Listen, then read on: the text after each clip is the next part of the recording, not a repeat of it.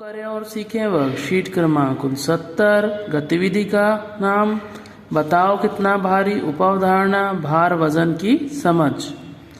यहाँ पे हमें अनुमानित वजन लिखना है। पेंसिल, बीजों की संख्या, मतलब एक पेंसिल का वजन कितने बीजों के बराबर होगा, कितने चौक के बराबर होगा, कितने कंकड़ की संख्या के बराबर होगा। इसके लिए हमने वर्कशीट क्रमांक 16 जब की थी तब एक तराजू बनाया था, खिलौना तराजू। उस तराजू का हम प्रयोग करके वस्तुओं के वजन को मापेंगे। चलिए शुरू करते हैं। हमने एक खिलौना तराजू ले लिया है। देखिए कि तराजू के दोनों पलड़े समान हैं। अब हम इसमें अलग अलग वस्तुओं को रखकर उनका वजन तोलेंगे। तराजू के एक पलड़े में हमने 5 रुपए के सिक्के को रखा है। अब हम दूसरे पलड़े में कुछ बीजों को डालते हैं। तराजू के दोनों पलड़ों का वजन समान हो गया है। हम अब बीजों की संख्या को गिनकर लिख देंगे। 5 रुपए के सिक्के का वजन इतने बीजों की संख्या के बराबर है। हम बीजों की संख्या को गिन लेते हैं। 5, 10, 15 और 3 18। 18 बीजों के बराबर 5 रुपए के एक सिक्के का वजन है, जिसे हम लिख लेंगे। तराजू के एक पलड़े में हमने पेंसिल को रख दिया है। अब दूसरे पलड़े में हम कुछ बीजों को रखेंगे। इसी प्रकार से हम और बीजों को डालते जाएंगे।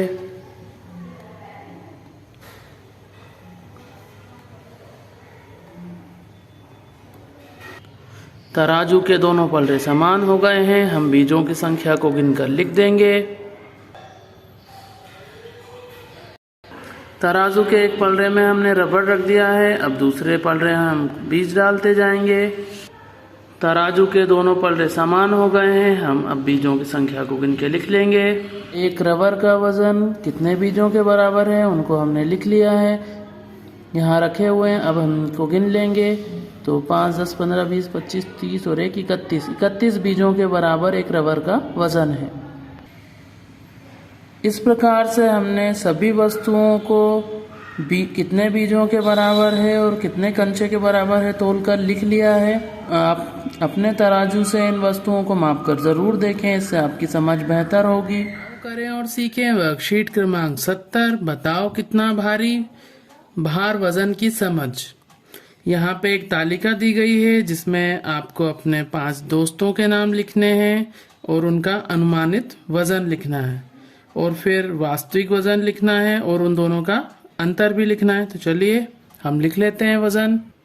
यहाँ पर मैंने अपने 5 दोस्तों के नाम और उनका वजन लिख दिया है। अब हम वेट मशीन यानी वजन तोलने की मशीन के द्वारा वास्तविक वजन पता करके उसे भी लिख लेते हैं। यहाँ पर हमने वास्तविक वजन लिख लिया है। अब हम ज़्यादा वजन में से कम वजन को घटाकर उसका अंतर लिख लेंगे। 73 में से 70 को घटाया तो 3 किलोग्राम। इसी प्रकार से हम अन्य वजन के अंतर को लिख लेंगे। 73 में से हम घटा लेते हैं तो 3 किलोग्राम। बड़ी संख्या में से छोटी को घटा लेंगे। 10 में से 8 गए, 2 बचे, यहाँ 0, 5 का 5 और ये 0। 8 में से 5 घटाया तो 3 और ये 0। इधर हासिल दिया 13 में से 8 घटाए तो 5 और ये 0। गौरव का अनुमानित वजन 70 किलोग्राम था, जबकि वास्तविक वजन 73 किलोग्राम है, जो कि अनुमान से 3 किलोग्राम ज्यादा है। इसी प्रकार से हरीश का वजन 60 किलोग्राम अनुमानित है और 58 वास्तविक यानी 2 किलोग्राम कम है। इसी प्रकार से हमने सबका वजन लिख लिया है। अपनी कक्ष की वस्तुओं के नाम 2-2 के समूह में लिखें और उनका अनुमानित वजन लिखें। यहाँ पर हमने वस्तुओं के नाम लिख लिए हैं, पहली वस्तु, दूसरी वस्तु, और उनका अनुमानित वजन लिख लिया है और वास्तविक वजन को भी तोलकर लिख लिया है। इसी प्रकार से आप भी लिख लें। अब हमें यहाँ पर अगली गतिविधि दी गई है, कितनी ईंटों का वजन आपके वजन के लगभग बराबर हुआ, कैसे निकालेंगे। तो इसके लिए सबसे पहले हम एक ईंट का वजन कर लेंगे। एक ईंट का वजन हमने लगभग ले लिया है 3 किलोग्राम। मेरा वजन है 36 किलोग्राम।